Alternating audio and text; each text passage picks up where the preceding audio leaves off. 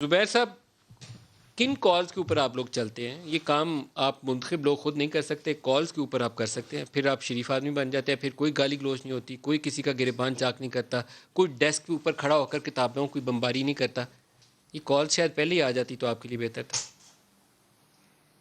یہ پتہ نہیں، یہ خبر تو آپ ہی نے دی ہے، بریک کی ہے میرا خیال ہے کہ کال آئی ہے، اور تو آپ اگر صحیح طریقے سے ہم بتائیں نے تو یہی کہ سنا جی، جو پارلیمان کے پاکستان سے اندر لوگ باہر کور کسی کرتے کی ہیں یہی کال سنا ہے آئی کہ ہے. آج کالز آئی ہیں جس کے بعد سارے لوگ شریف آدمی ہو گئے. اب یہ اگر جمہوریت ہوگی، میں وہ نہیں کہہ رہا کہ جی کالز باہر سے نہیں آنی چاہیے.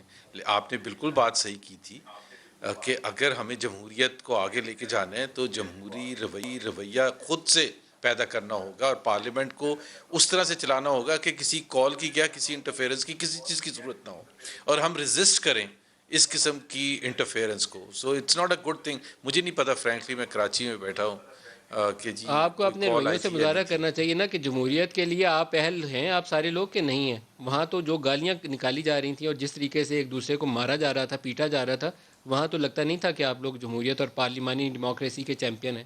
وہاں تو کچھ اور ہی نظر آ رہا تھا. دیکھیں ندیم، میں تو کہتا ہوں کہ کوئی بھی جسٹیفائی نہیں کر سکتا، نہ ریٹیلیشن میں، نہ انیشیٹ کرنے میں. لیکن ایک جو رولز ہیں اور رسپانسبلٹیز ہیں وہ بڑے کلیئرلی ڈیفائنڈ ہیں، اور وہ ہیں ایک حکومت ہوتی ہے، اور حکومت کو رائٹ ہوتا ہے فیصلے کرنے کا، اور جو اپوزیشن ہوتی ہے اس کو رائٹ ہوتا ہے احتجاج کرنے کا، تنقید کرنے کا، بھرپور طریقے سے احتجاج کرنے کا.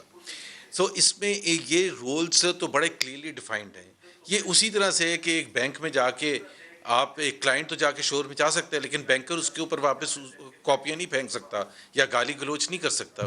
اگر کرے گا تو وہ نوکری سے جائے گا. سو ایک تو حکومت، اور پھر حکومت میں وزیر اگر اس قسم کا مظاہرہ کریں گے، اور میں تو ندیم ایک بڑی سمپل سی چیز کہتا ہوں، اگر اس کی انویسٹیگیشن کرنی ہے کہ جی یہ کیا ہوا تھا، تو اسپیکر صاحب کو چاہیے، بڑا سمپل سا ہے، کہ وہ جو ویڈیو تھی first day, second day, third day, تینوں دن کی، کہ وہ پوری ویڈیو جو سی سی ٹی وی کیمراز میں، کہ کس طرح سے یہ سارا چیز سٹارٹ ہوئی. فائنینس منسٹر نے جب تقریر کر رہے تھے بالکل احتجاج کیا تھا اپوزیشن نے.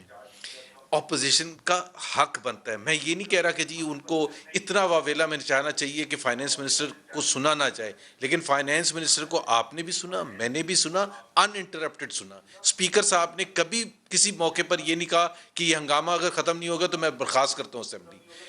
لیڈر آف دی اپوزیشن کی تقریر شروع ہوتی ہے اور ود ان منٹس وہ کہتے ہیں کہ جی میں برخاست کرتا ہوں. تو اس کا مطلب، اور کس کا انٹرسٹ تھا کہ لیڈر آف دی اپوزیشن کی تقریر پہ ہنگامہ ڈالے؟ وہ کہتے ہیں کہ جی پہلے ہم نے کیا تھا.